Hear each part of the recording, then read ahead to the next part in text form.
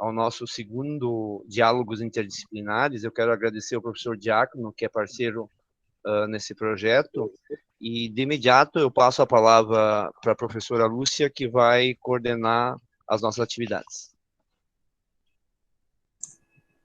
Eu gostaria de cumprimentar a todos, principalmente ao professor Ivan, que organizou esses eventos, e que bom que a gente já está no segundo evento dos diálogos interdisciplinares, e hoje nós vamos ter, então, o professor Odair Neitzel, a professora Roselei Ficanha e a professora Rose Weider Tomazelli.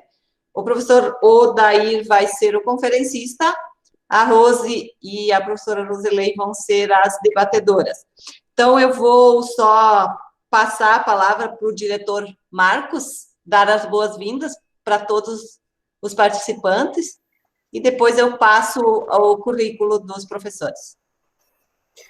Eu gostaria, em nome da Escola Delminda, então, dar as boa noite para todos os envolvidos neste evento, né, o Ivan, o Diácono, que fizeram esse projeto. Então, a nossa Lila, a Rosilei, né, que é a nossa supervisora de educação da Regional de Palmites, o professor Odair, acho que tem mais alguns professores participando, eu cheguei um pouquinho tarde, ao nosso ex-aluno Lismar, né, que está lá na Alemanha, está participando conosco nesta web, aos professores da nossa escola também que estão aí prestigiando este acontecimento, e aos nossos alunos também da Delminda Silveira. Então, desejar a todos uma boa aula. A gente está bastante ansioso por saber novidades, né, sempre que vem quando a gente participa de um evento como esse. E também saber informações, né, da Universidade de Fronteira Sul, que é uma universidade federal e gratuita, né. Então, a gente gostaria de dar boa noite a todo mundo. Isso. Então, nós vamos ter o professor Odair Neitzel, que é doutor em educação pela Universidade de Passo Fundo, com estágio sanduíche na Unikassel, na Alemanha, mestre em educação nas ciências pela Unijuí, licenciado em filosofia pela Faculdade de Filosofia Nossa Senhora da Imaculada Conceição de Viamão, docente do Magistério Superior na Universidade Federal da Fronteira Sul, no programa de pós-graduação e educação, nos cursos de licenciatura em filosofia e pedagogia, líder do grupo de pesquisa Educação, Filosofia e Sociedade e coordenador do programa de pós-graduação em educação. Aí nós vamos ter a professora Roselei Gugel Ficanha, que possui graduação em pedagogia pela Universidade Regional Integrada do Alto Uruguai e das Missões, especialização pela FAI de Itapiranga e a Universidade Federal de Santa Catarina, mestre em educação pela UNO Chapecó e atualmente atua na Secretaria de Desenvolvimento Regional e na Faculdade Santa Rita de Palmitos. Professora formadora, tem experiência na área de docência em educação, com ênfase em educação especial e fundamentos da educação, atuando principalmente nos temas inclusão, educação básica escolar, didática, educação especial, fundamentos da educação infantil e fundamental e na educação especial. E nós temos a professora Rose Weider Tomazelli, que é docente da nossa escola, atua na disciplina de Geografia, com as turmas do ensino fundamental e do ensino médio. Então, eu começo com o professor Odair, e, primeiramente, queria agradecê-lo por ter participado da entrevista na Rádio Português hoje de manhã, falando sobre a temática que ia ser apresentada hoje à noite, e falando também sobre a universidade, sobre a nossa escola, sobre a sua trajetória de vida. Então, professor Odair, passo para ti a palavra, para que você converse com os nossos participantes aqui dessa web. Obrigado, professora Lúcia. Também, então, eu vou cumprimentar aqui os professores, o diretor aí da escola, né, também a professora Rosilei, né, a professora Rose, Ivan, o Giacomo, que a gente já se viu mais vezes, né, aos meus colegas, tem aí o Cláudio Nor, o Generton, eu vi que a minha orientanda Camila também está por aí, então, gostaria de cumprimentar vocês, mas também cumprimentar de modo especial aí os alunos de vocês, aí da escola Delminda Silveira, e também cumprimentar o Lismar. Guten Abend, Lismar. Alles gut bei dir? Guten Abend. Freut mich sehr mitzumachen. Ist alles gut bei mir. Schön so. Então, eu acho assim que eu fico muito feliz em poder participar aí desse... Eu vou dizer assim que é um bate-papo, é uma conversa, porque eu acho que... eu vou apresentar aqui, vou fazer uma fala mais leve, não vou fazer assim uma fala, diria, acadêmica, porque eu acho que não é o nosso interesse.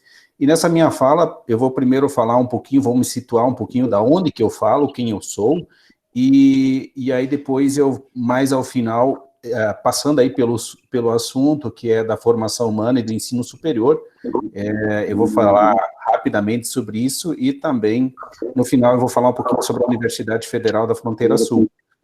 Por incrível que pareça, nós temos uma universidade federal, multicamp, com sede em Chapecó, gratuita, e às vezes a gente não sabe que ela existe, né? Então, mas é um pouco por causa da natureza da instituição pública, que ela não tem um marketing tão forte, e às vezes ela não chega nesses outros espaços em função disso, né?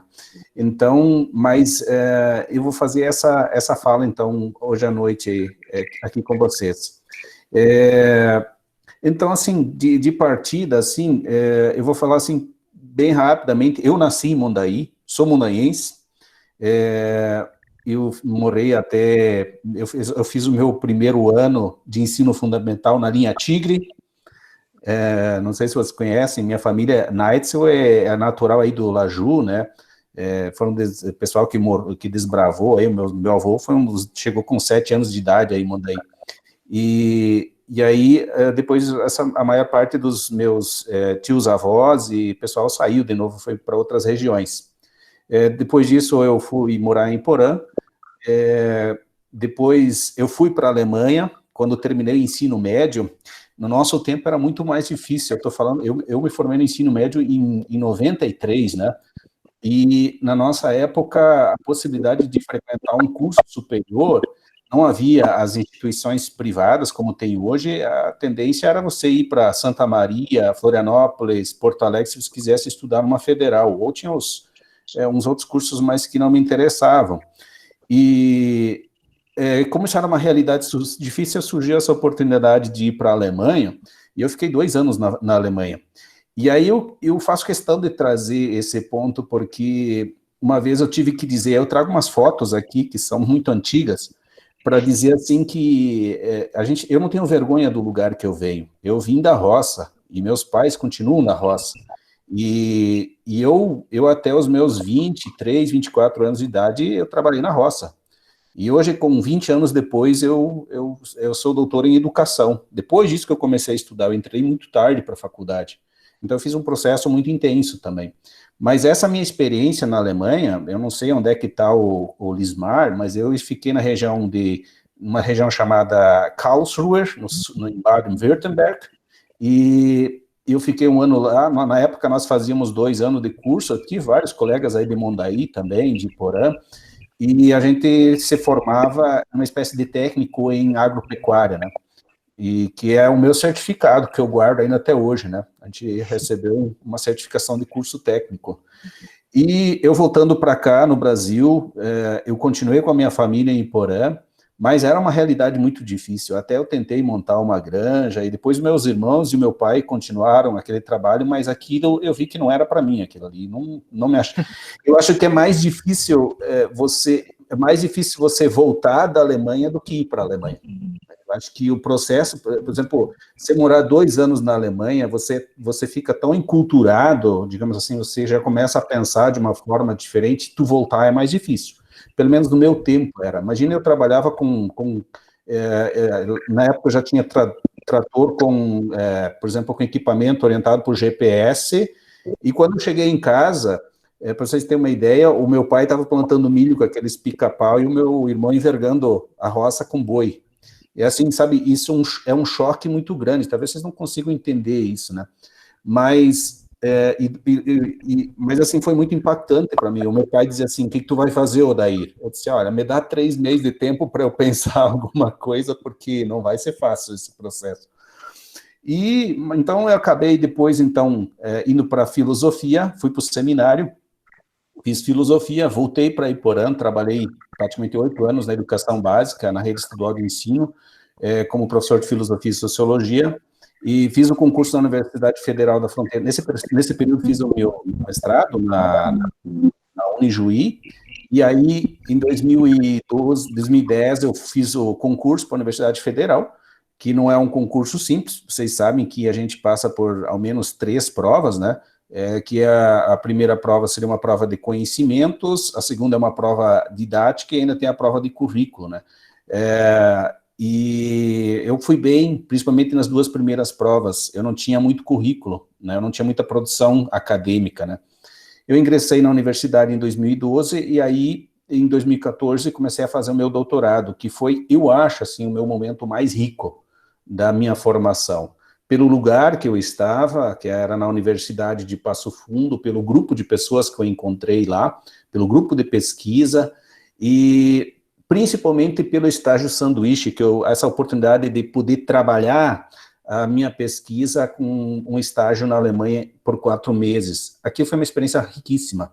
E aqui eu trago algumas fotos para vocês. Eu fiz uma pesquisa na minha tese, eu trato um autor pouco conhecido no Brasil, que é o Johann Friedrich Herbert, que o Cláudio Honor às vezes insiste em dizer que é nota de rodapé, mas não é, né? É um dos grandes pensadores da educação, um clássico da educação, só que ele é pouco conhecido no Brasil porque as obras dele não são traduzidas, né? E aí eu fui para a Alemanha, fiquei 4 meses lá para finalizar minha pesquisa, e foi um momento riquíssimo. Aqui, por exemplo, eu fui até o túmulo do Herbert, que é do século XVIII, né? E aqui tem uma foto da Universidade de Kassel.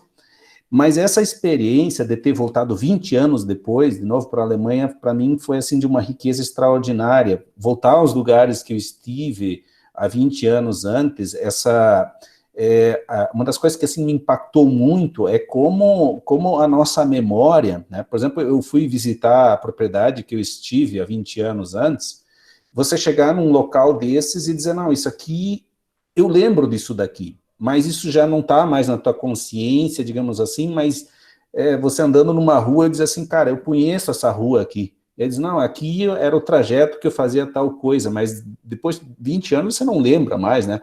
Mas voltando naquele lugar, você percebe que isso ainda está na tua memória, cara. Isso é impressionante, é uma experiência muito rica.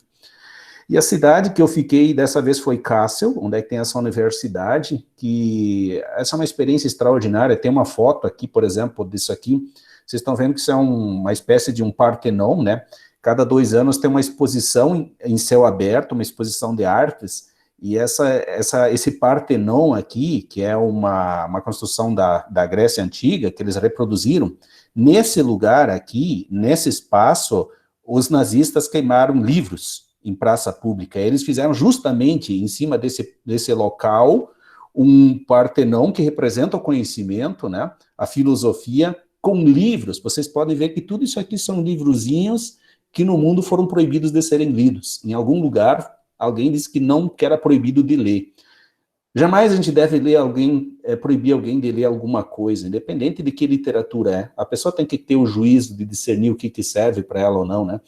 Então, até tinha livro, até de Paulo Coelho, encontrei livro ali nesse espaço, porque tem lugares que Paulo Coelho é proibido de ser lido, né?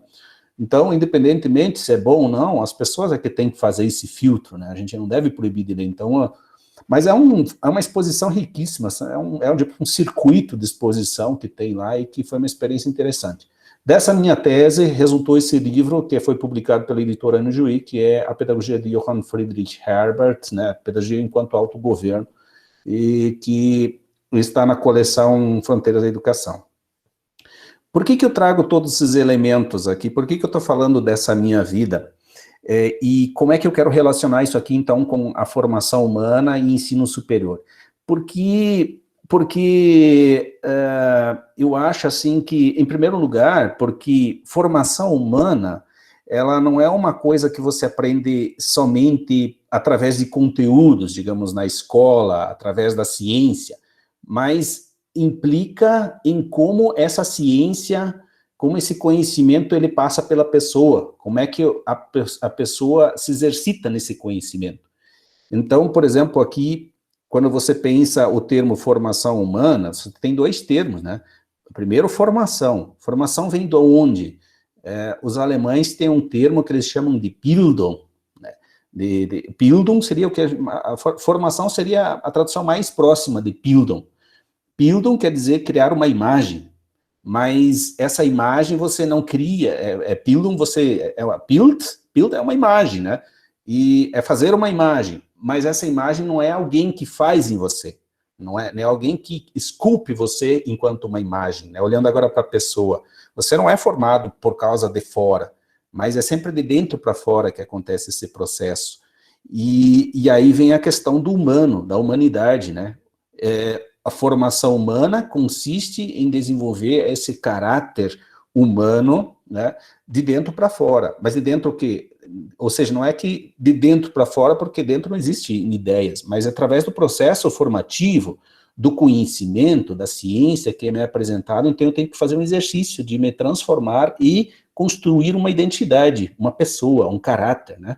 Então, acho que essa é uma concepção mais próxima do que poderíamos entender por formação humana, né? E o humano ali, cara, aí sim, minha gente, humano é um tema polêmico, porque pode ser muitas coisas, né? Teremos que tratar aqui, e aí eu não quero entrar nessa vereda, né? Eu trouxe uma imagem aqui que eu tirei, essa foto eu tirei em Kassel. Kassel tem aproximadamente, é uma cidade do tamanho de Chapecó, para vocês terem uma ideia, assim, então, assim, e Kassel deve ter pelo menos 20 museus, assim, de grande e médio porte. Tem um museu dos irmãos Grimm, não sei se vocês estão lembrados, por exemplo, a história da Chapeuzinho Vermelho. Então, isso aí, tem um museu desses irmãos Grimm, mas eles não coletavam só histórias, eles produziram o primeiro dicionário de língua alemã. E aí tem um museu lá, mas tem esse museu, para vocês terem uma ideia como é que são os alemãos, né? Tem um museu lá de arte fúnebre. Então, tem coisas só sobre rituais religiosos, como diferentes religiões tratam, por exemplo, o rito da morte, né, do enterro, as lápides, e tem muita coisa engraçada, né? E aí, essa lápide me chamou a atenção, isso aqui não é uma lápide, na verdade, é uma obra de arte isso aqui. E vocês veem que não tem nenhuma epígrafe ali, não tem nenhum epitáfio, né? Não tem nada escrito. E quando você olha para a imagem, está dizendo assim, o que tu quer que eu escreva aí? Qual que é a tua história, né? Qual que vai ser o teu registro aqui, né? Então, é muito, muito interessante porque faz pensar. E eu acho assim que, agora, sintetizando o que eu falei agora sobre a minha existência, falando sobre a minha vida, sobre o meu percurso, formação é humana. É esse processo no qual eu vou me constituindo durante a vida. Eu acho que esse é o processo. Não é simplesmente formar só habilidades e competências para dar conta de uma profissão, mas é se tornar humano, é se tornar para além daquilo ali. Então, eu acho que essa lápide, ela vai dizer assim, quando você termina a tua existência, qual que é o teu registro? Quem é você? O que você vai deixar de frase, né? O que vai te sintetizar, dizer o que tu foi, o que tu é. Então, essa imagem, ela para mim, ela é muito significativa e muito representativa. E aí eu coloquei aqui nessa questão da formação humana, essa ideia de que... Por que eu estou dizendo isso? E aí eu já vou entrar aqui na questão do ensino superior, né, falando sobre isso. Geralmente, todo jovem, quando ele está no ensino médio, e também quando ele já está se encaminhando para a universidade, ele pensa em buscar uma formação mais específica, profissional, né? Mas a gente tem sempre um grande risco de formar um grande profissional e um péssimo ser humano. Essas duas coisas têm que andar juntas, né? Nós temos, às vezes, excelentes profissionais, mas que são péssimos seres humanos, né? Então, assim, E aí, essa ideia de formação humana, ela perpassa toda a história do pensamento humano, né? Caros jovens, né? Desde a paideia na Grécia Antiga, passando pela Idade Média, a formação moderna, no iluminismo, ela sempre está presente, né? Essa ideia de que é preciso formar o ser humano. Porque assim, ó, vejam bem, gente, porque assim, ó, foi feita uma pesquisa recentemente na América Latina, por exemplo, perguntando qual que é o grande desafio, por exemplo, que eu vou falar agora das empresas, organizações, quando contratam novos funcionários. Você sabe que o maior desafio, o maior problema não é a questão técnica, não é habilidades e competências. O maior desafio é saber se relacionar, trabalhar em grupo, conviver com diferente. Esses são os grandes desafios. Isso não é fácil de gerenciar isso, né? Quem trabalha com, por exemplo, com gestão de pessoas sabe que isso é um desafio, fazer as pessoas se compreenderem, se relacionarem, conviverem, trabalharem juntos. E esse é o grande desafio hoje quando você pensa em juventude. Por incrível que pareça, parece que a gente caminha para o outro lado quando a gente fala de formação superior, né, e ensina.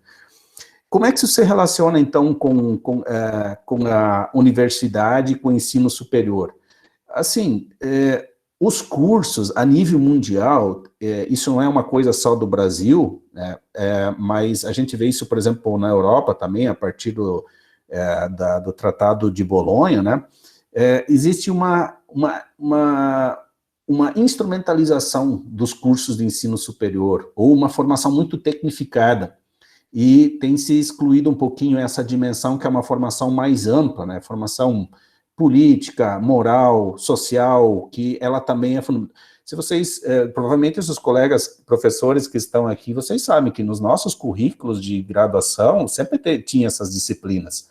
E hoje a gente está tentando enxugar um pouquinho mais e ficando para uma formação mais técnica, porque a gente vive uma sociedade crescentemente mais vigiada, né?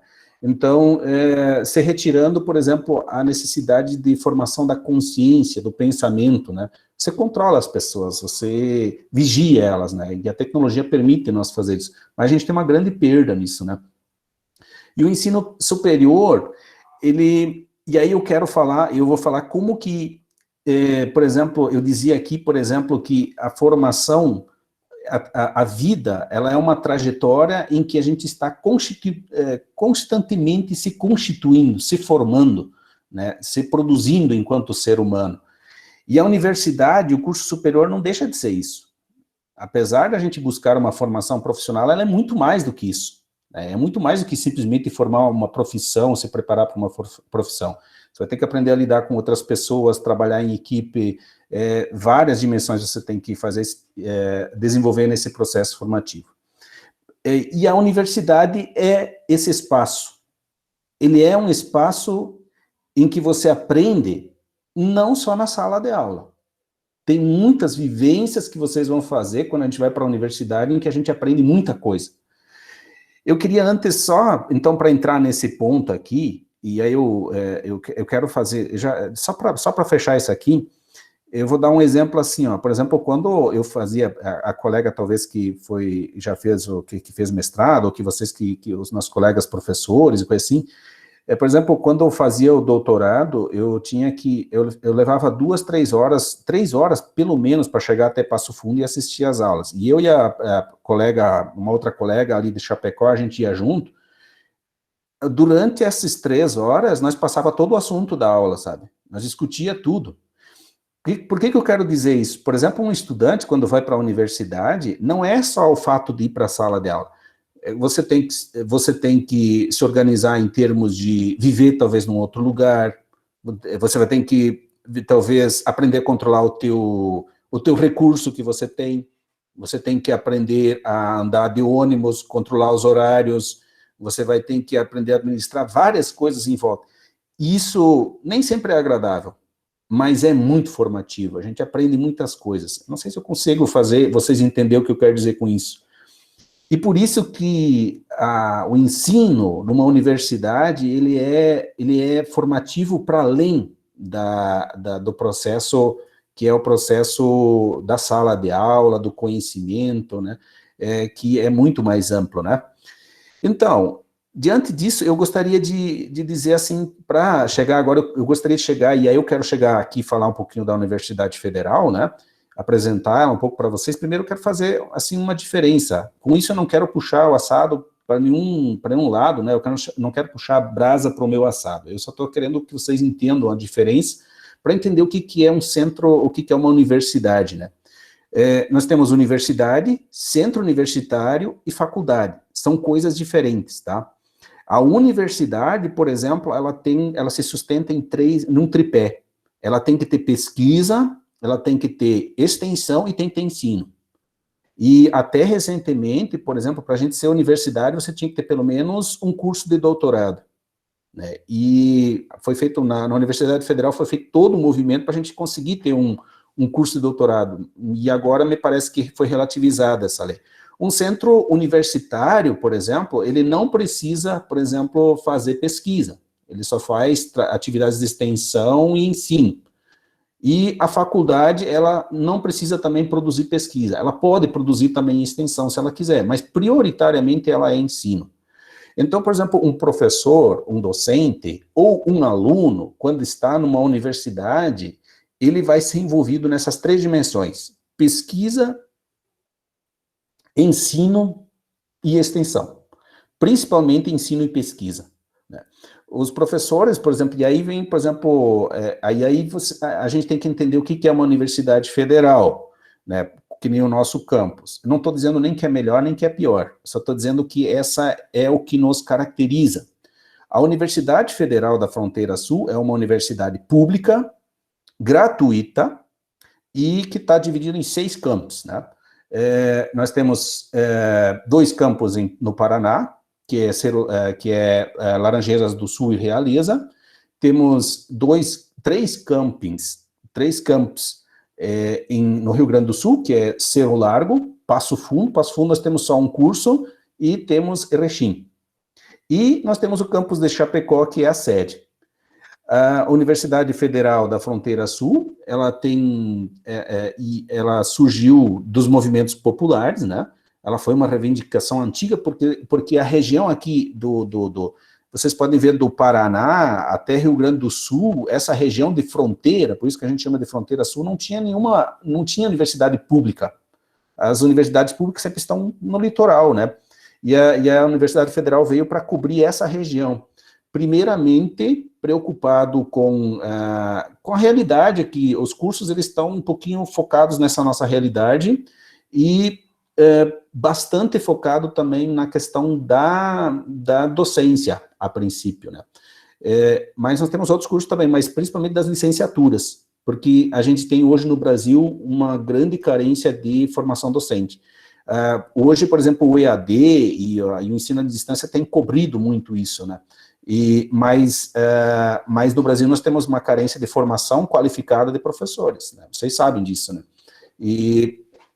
E aí o que acontece? A universidade surgiu desses movimentos, dessa reivindicação, né? Hoje nós temos esses campos, em todos esses cursos aqui, depois eu vou passar os links aqui para vocês darem uma olhada também, né? E nós temos hoje também pós-graduação, né? Vocês veem que tem pesquisa, extensão e cultura, né?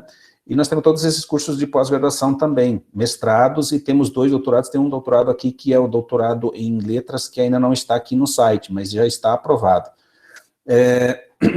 Então, nós temos todos esses cursos para vocês, o que precisa para entrar na universidade? Por exemplo, num curso de graduação, que acho que é mais o foco aqui da nossa conversa, do nosso interesse. Para entrar na graduação, você tem que ter feito o Enem. O ingresso é pelo Enem. Você faz o Enem, com a nota do Enem, você se inscreve no SISU, e aí você escolhe qual curso você quer, então, participar.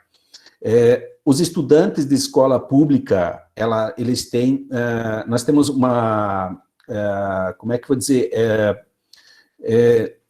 uma espécie de cota para estudante de ensino público. Por exemplo, quem vem do ensino médio, de escola pública, ele já entra com uma pontuação de vantagem, né? Então, a universidade favorece para quem vem de escola pública.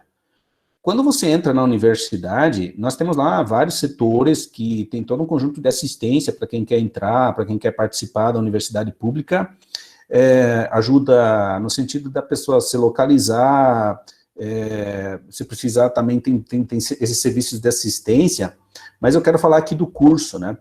E aí, de novo, voltando à questão da formação humana e do ensino superior. A Universidade Federal tem uma preocupação, porque quando ela surgiu, ela tem uma preocupação muito grande com a formação desses alunos que vêm do ensino médio. E aí, o que acontece? Os primeiros, nós temos, digamos, 3 tipos de disciplinas, de CCRs nos cursos. Nós temos um conjunto de CCRs que tem em todos os cursos, né? Todos os cursos têm, por exemplo, o curso de enfermagem, oferta alguma disciplina que vai ter, talvez, lá no curso de matemática. O curso de matemática oferece, por exemplo, a disciplina de estatística que vai ter no curso de engenharia ambiental, sabe? Então, nós temos mas tem disciplinas que elas são pensadas, assim, para fazer um reforço para os alunos que vêm do ensino médio. Tem, por exemplo, 2 disciplinas, por exemplo, sobre escrita, sobre produção textual, né? Então, acho que esse é um trabalho muito bacana, é um diferencial que a universidade tem. Você chega, você vai ter todo um suporte, todo um apoio para também, então, digamos, tem a possibilidade também de você entrar num curso e não gostar, e depois talvez pedir transferência interna, tem todas essas possibilidades. E aí eu não vou falar tanto aqui da pós-graduação, porque eu acho que não é tanto foco nosso, a não ser dos professores aqui, né? Mas se vocês tiverem interesse, então, saber um pouquinho mais sobre a universidade, vocês acessem esse site aqui, que é www.uffs.edu.br, que é o site da universidade, que é onde é que eu tirei esses prints aqui, né? Tem um vídeo no YouTube, eu posso depois passar aqui para vocês, talvez o Ivan eu passo para o Ivan e o Ivan passa para vocês, pode ser, né? E aí, que é um vídeo que foi feito dos 6 campos, com uma imagem de cima mostrando toda a estrutura. Por exemplo, um aluno que está na universidade, ele não... nós temos lá o restaurante universitário, Chapecó, nós temos uma biblioteca muito bonita, foi recém-feita, com espaço para estudo, tem laboratórios, nós temos laboratórios por exemplo, para essa área que é da engenharia ambiental e coisa assim, com equipamentos sofisticadíssimos para fazer pesquisa, né? Os alunos são envolvidos nesses espaços de laboratórios que tem lá. E, assim, a universidade não se expande mais agora, nós teríamos a vontade de colocar outros cursos, inclusive na pós-graduação, mas hoje é por falta de recurso humano, né? Nós não temos, por enquanto, a universidade não pode contratar pessoas, porque isso aí está como é que eu vou dizer, está congelado, né, a partir daquele decreto do governo federal, não sei, acho que é do ano passado, que não lembro muito bem, mas assim, para expandir hoje, potencial nós teríamos, mas falta, a gente está um pouco, congelado, digamos assim, nós não conseguimos fazer diante da demanda que nós temos, precisamos dar conta daquilo que temos, né, porque nós temos, assim, um limite de recursos humanos também, de professores e coisa assim. Então, e aí, aqui embaixo, depois eu vou passar isso aqui aqui tem um site que é do nosso programa, que eu coordeno, que é o programa de pós-graduação em educação, mestrado em educação, nós temos 20 vagas também, se alguns professores se interessar, sejam bem-vindos, né, participar do seletivo, muito concorrido o nosso seletivo, nós temos assim, de 200 a 300 candidatos por ano, para 24 vagas, né, é um processo seletivo bem difícil, mas que mostra, assim, não é por causa só do curso, da universidade, mas também mostra toda uma demanda reprimida na região, né? Tem muita gente que quer fazer mestrado, seria interessante fazer, mas que não, às vezes é difícil de se deslocar para outros lugares, para centros maiores, às vezes também por questão de custo, vocês sabem que fazer um mestrado, doutorado não é barato. Então, tem várias coisas aqui que eu acho que a gente tem que ir acessando, se informando nossos alunos. Eu queria sintetizar agora, então, tudo isso, né? Eu vou fechar aqui e aí, por que essa minha fala está um pouco, assim, esparsa e atravessada, né? Mas eu tentei, de acordo com aquilo que também o Ivan e os colegas me solicitaram que eu falasse, tentei fazer aqui um percurso, né? Mas falando assim, então, ensino superior, eu acho assim que o diferencial, por exemplo, da Universidade Federal, que ela é uma universidade, a gente faz pesquisa, ensino e extensão, a gente se preocupa não só com a formação, por exemplo, profissional, mas também com a formação humana. Eu acho que isso é importante. Nós temos cursos aí que são cursos prioritariamente no campo das humanas, né, que nem filosofia, sociologia, nós temos história, geografia, pedagogia, né, nós temos, a pedagogia é um dos cursos mais fortes que nós temos aí nas áreas das licenciaturas, né, mas não é só para a gente se tornar um profissional bom, mas a gente tem que se tornar um profissional humano bom. Eu acho que essa é uma preocupação que a gente tem na universidade enquanto ensino. Enquanto pesquisa, vocês sabem que a pesquisa hoje, por exemplo, tem centros de pesquisa hoje que produzem tecnologias e que, às vezes, nós, enquanto, falando de uma forma geral, a universidade nem sempre consegue competir. Mas, apesar de que no Brasil, a maior parte das pesquisas são produzidas nas universidades federais. Mas o grande diferencial da pesquisa na Universidade Federal é que ela é uma pesquisa preocupada, ela é uma pesquisa que tem um caráter ético muito forte. Né? Por exemplo, a gente não está preocupado com o lucro de uma empresa, nós estamos preocupados em produzir ciência, em produzir a verdade. Não sei se vocês conhecem aquele filme Óleo de Lorenzo, já assistiram? Né? É mais ou menos essa é a lógica, né? Não interessa se vai dar lucro ou não, mas a gente busca soluções, a gente busca conhecimento científico, né? E às vezes quando você tem pesquisa em campos que são de empresas, coisas assim, elas estão, se a pesquisa não der retorno para essa empresa, é lógico que ela não vai investir, ela tem suas razões. A universidade nem sempre pensa assim, às vezes uma doença rara precisa que alguém pesquise a solução para essa doença. E a universidade tem esse caráter, ela vai pesquisar, independente de quem que é, mas ela vai tentar encontrar essa solução. Nós temos grandes desafios no Brasil ainda em relação, e aí eu quero falar aqui sobre a formação humana, também sobre a pesquisa. Mas a pesquisa tem grandes desafios no Brasil, nós precisamos desenvolver muito ainda a pesquisa. A ciência no Brasil ela ainda é muito pequena. Né? Você olhar que nem o Lismar pode me testemunhar isso, né? Quando você vai num país, por exemplo, que nem a Alemanha, mas claro, a Alemanha é uma outra referência, nem bem, nem por mal, mas nem melhor, nem pior, porque tem coisas na Alemanha que eu não queria viver e tem coisas que tem aqui que os alemães também não têm, né? Então, nesse sentido, mas na Alemanha você vê a ciência em todos os espaços. Tem um problema lá na cidade que um cadeirante não consegue atravessar uma vala, alguém vai pensar como pode fazer isso, uma empresa vai comprar essa solução, vai fabricar e vai resolver o problema.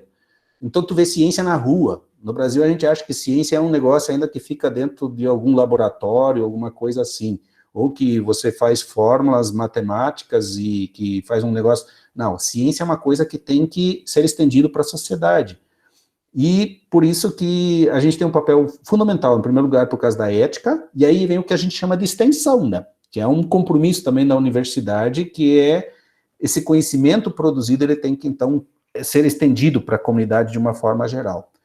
Só que, claro, a gente tem muitas limitações nesse sentido, porque a gente não alcança, né? A gente trabalha feito doido e não consegue fazer todos esses trabalhos aí, não consegue fazer todo esse processo. E às vezes a gente acaba focando mais no ensino e na pesquisa, né? Bom, pessoal, e aí eu acho que era isso, né? Eu não sei, eu vou ficar por aqui e vou pedir para vocês fazendo perguntas depois, e aí a gente vai fazendo uma conversa aqui. Professor Odair, muito bem colocadas as suas situações, e eu não sei se o Lismar quer contribuir agora com a fala, que depois a gente teria a professora Rosilei e a professora Rose. Você gostaria de contribuir um pouquinho agora, Lismar? Sim, claro. O que o Odair falou foi muito interessante e muitas coisas que ele falou são exatamente aqui. A ciência aqui já é colocada nem bem de cedo, fazem pesquisas dentro da sala, sempre tem o professor que está junto, que ajuda os alunos, eles não estão sozinhos, mas aqui o ensino médio já é bem mais evoluído aqui no Brasil. Mas a gente fica muito feliz com a sua participação nos deixa engrandecidos enquanto escola e que você traga essas contribuições para nós. Então, nós vamos passar agora para a professora Roselei, que vai falar alguma coisa sobre a formação humana também, tá bom? Seja bem-vinda, prof. Bom, primeiramente eu vou pedir desculpa se vocês ouvirem algum latido de cachorro, porque meu filho está saindo passear com os cachorros agora e ele vai passar aqui na frente da porta da casa, tá? Então, se vocês ouvirem latidos, logo vai ficar resolvida essa situação. Então, boa noite a todos, todas. Quero cumprimentar o Marcos, o diretor da escola, os assessores de direção, que estão presentes também, né? A Lúcia, que está aí fazendo hoje as honras da casa, todos os professores presentes, o professor Ivan, gratidão pelo convite e parabéns aí a todos pela organização desse segundo encontro, né, de diálogos sobre a formação humana. Cumprimentar também os alunos, em especial, né, o Lismar, que está diretamente lá da Alemanha, né, nos honrando com a presença. Depois quero fazer uma perguntinha para o Lismar também. Professor... Vou fazer. O professor Odair, seja bem-vindo, então, à nossa regional, mesmo que virtualmente. Dizer que falar da formação humana é um tanto quanto complicado na era em que a gente está vivendo, né? Até porque falar do ser humano é muito complexo, né? O ser humano, ele é complexo, ele é diverso, e como o professor Odair falou, do ser humano, né? O ser humano, ele é muito complexo, ele é diverso, e aí quando a gente fala em formação, a gente também tem que se reportar a que formação a gente se refere, né?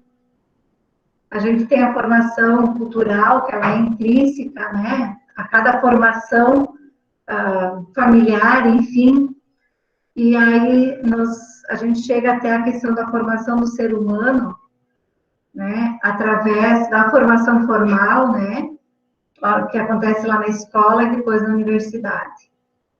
Então, hoje nós temos aí, a nível de ensino fundamental, ensino médio, uma preocupação muito grande com a questão da formação integral do nosso estudante, né? Preconizada aí pela proposta curricular de Santa Catarina, pelo currículo do território catarinense agora, né? E a gente sabe o quanto, né, os professores também sabem o quanto é difícil, né? As mudanças de comportamento, né, essas mudanças de olhares, né, enfim, a formação do ser humano, muitas vezes, da forma como a gente gostaria que fosse, né? O professor Odair muito bem afirmou aí que a nossa principal dificuldade hoje é a questão das relações interpessoais, né? A gente tem muita dificuldade em nos relacionar, né? O ser humano não tem mais a tolerância, né? Que é um dos valores importantes, né? Para bem se relacionar. Então, uma das coisas que eu gostaria que o professor, talvez, em função da tua formação, professor Odair, nos colocasse um pouquinho assim, como é que a educação formal ela pode impactar na formação desse ser mais humano, né? Quando eu falo em educação formal, ensino fundamental, ensino médio, a universidade, enfim. E como é que a universidade, né, ela se preocupa com essa formação do sujeito mais humano? Eu acho que é mais ou menos nessa linha de pensamento, porque nós, enquanto educadores, essa é a nossa preocupação, né? O que fica depois que a escola passa. Que sujeito nós formamos? Que sujeito nós, educadores, como é que foi a nossa formação, né? A partir da minha formação, como é que eu formo outro sujeito? Como é que essa educação formal, ela impacta na vida, então, dos nossos educandos e, posteriormente, então, a universidade? E aqui eu me refiro mais à universidade, então, federal aí da Fronteira Sul, que é onde você atua nesse momento. Obrigada.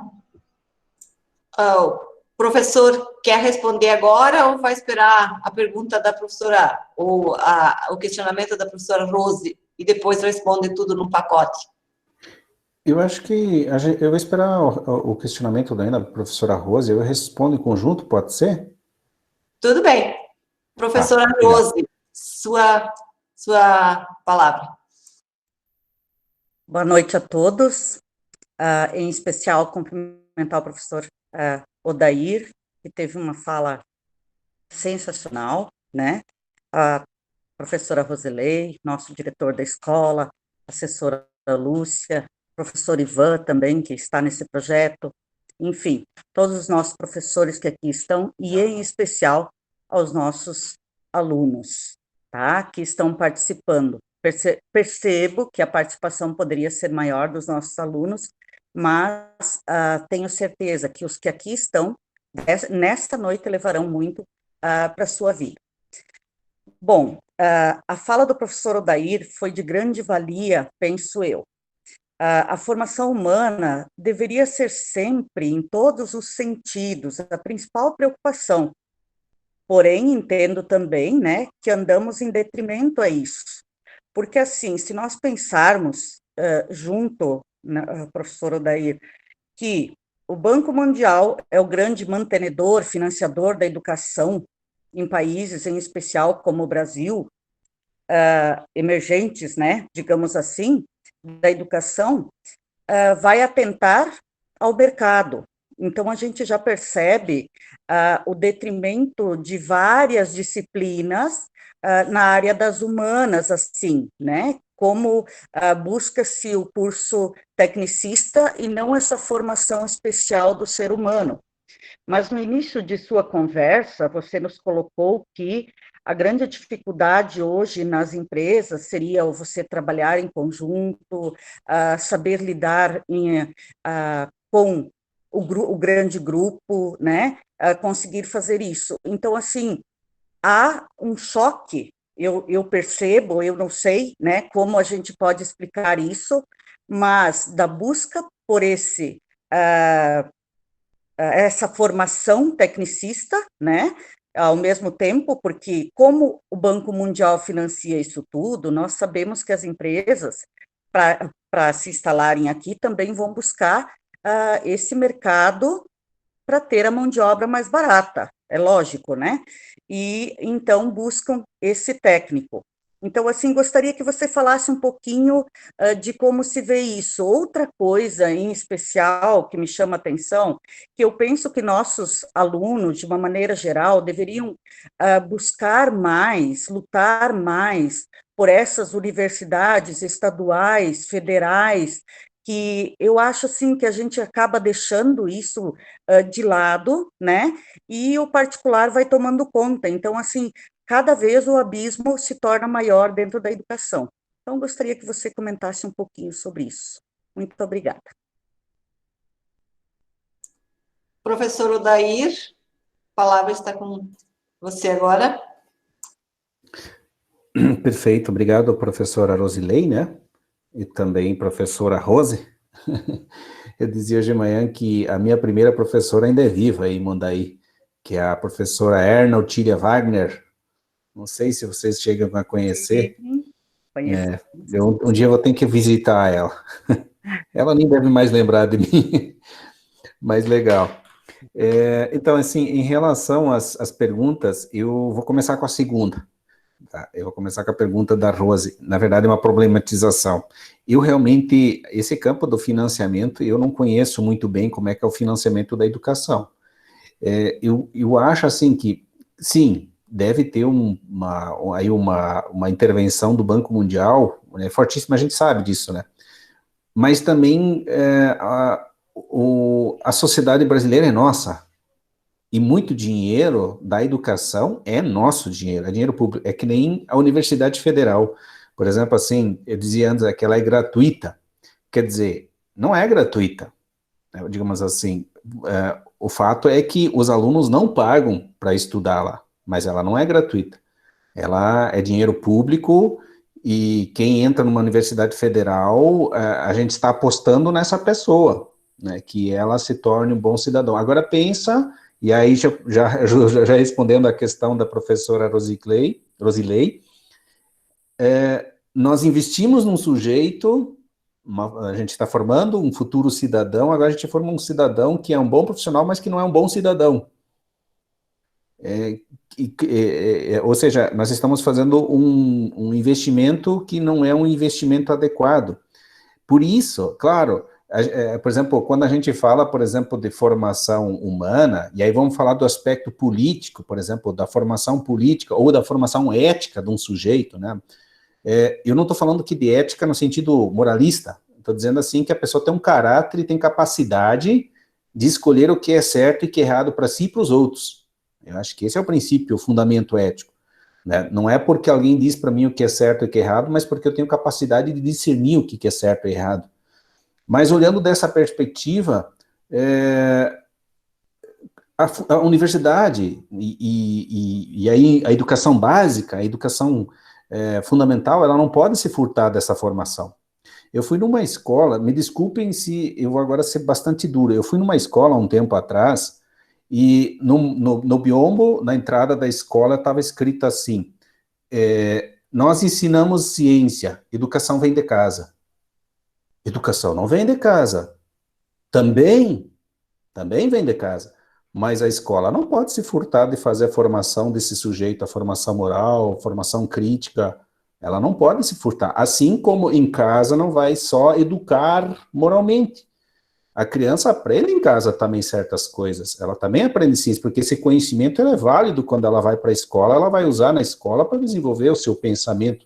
Ela vai dar um up nesse conhecimento que ela tem do mundo real, né? Ela vai ver onde está a ciência nesse conhecimento que ela tem. Então as coisas andam juntas. E eu digo isso com toda tranquilidade, com toda convicção, porque o Herbert, que é o pai da pedagogia, como nós a conhecemos, ele diz assim, na introdução da obra dele, ele diz assim, não existe, desconheço ensino que não eduque e educação que não ensine. As duas andam juntas, né? A gente não consegue separar as duas coisas. Quando a gente diz assim, eu não vou fazer educação... eu vou usar um exemplo assim bem tosco aqui, só para vocês entenderem o que eu quero dizer. Por exemplo, a escola, o ensino é mais ou menos assim, é que nem briga de marido e mulher, e às vezes a gente não se mete colher. Isso não existe.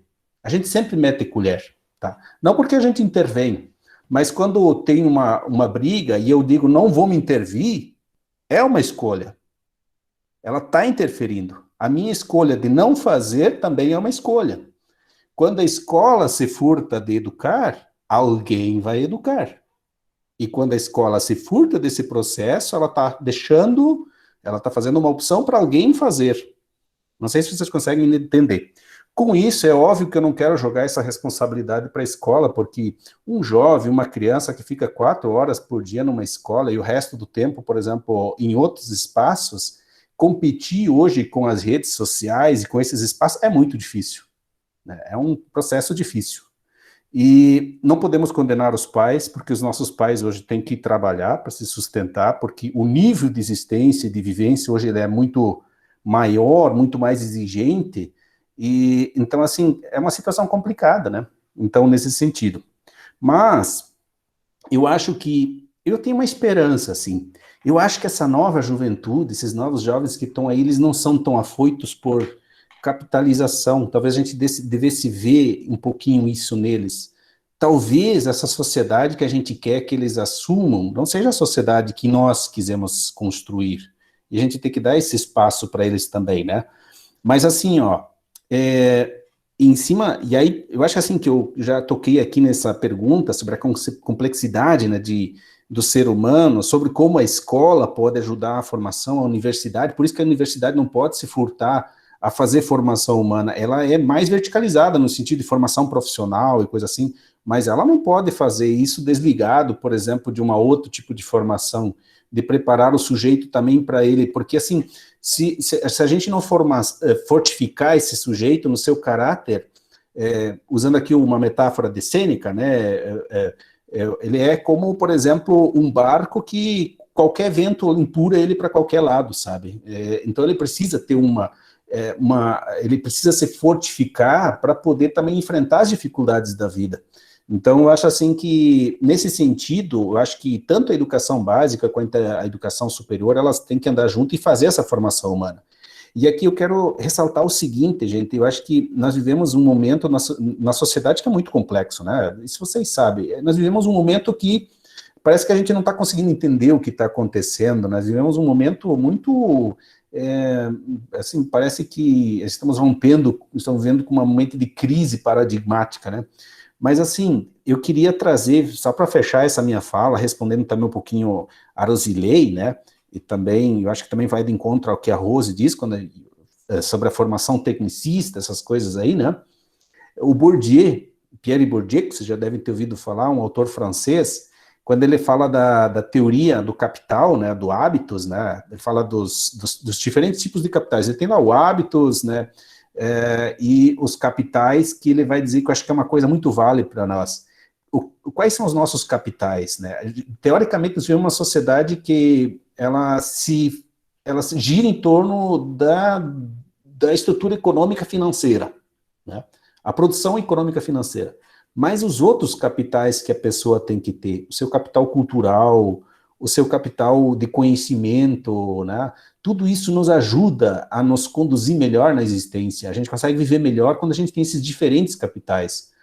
O capital social que uma pessoa tem, o seu reconhecimento social pela sua condução, pela sua existência, todas essas coisas são muito importantes. Mas nós vivemos numa sociedade em que isso parece que é colocado abaixo do capital financeiro, da especulação, né, da produção. Então, mas, por exemplo, você ser uma pessoa idônea, ser uma pessoa bem aceita na sociedade, uma pessoa ou que tem um bom conhecimento, uma pessoa que... então, sabe, nós temos diferentes capitais. E no Brasil a gente não... E aí eu vou falar da sociedade brasileira, que a gente tem feito uma crítica, por exemplo, à arte, ao conhecimento, que é difícil, à literatura, né? E eu vejo... por exemplo, como eu falei antes, por exemplo, o Cássio tem 20 museus, numa cidadezinha que nem Chapecó, e não é qualquer museu. Em Berlim você tem 4 museus enormes em uma ilhazinha, num lugar assim. Teatros, óperas, peças musicais, né? Então, sabe, eu acho que, não sei se, claro, nós somos um país que tem dificuldades e não tem investimentos mais nessa área, porque a gente acha que é investimento, mas isso também gira economicamente se começar a pensar bem. Deixa eu só colocar aqui um ponto, e falando aqui do capital, né, por exemplo, aqui no Brasil a gente tem uma visão equivocada de produção de riquezas, né, porque, por exemplo, quando você faz aquilo que eu dizia antes, você tem ciência na rua, alguém pensa uma solução para um problema, alguém fabrica, você tem circulação, você tem produção econômica, né? Quando alguém produz arte, as pessoas compram o filme, assistem, vão no cinema, você tem produção econômica. Quando você produz arte, faz exposições, ou quando você faz show e vende, tudo isso é também economia, né, dizendo assim. Mas eu queria dizer isso por causa dessa importância que a gente tem na nossa formação, na formação humana, tanto na educação básica, que é esse capital cultural, que são materiais que a gente tem que ter para se produzir também, para se constituir enquanto pessoa, e que são importantes para a nossa existência também. Muito bem.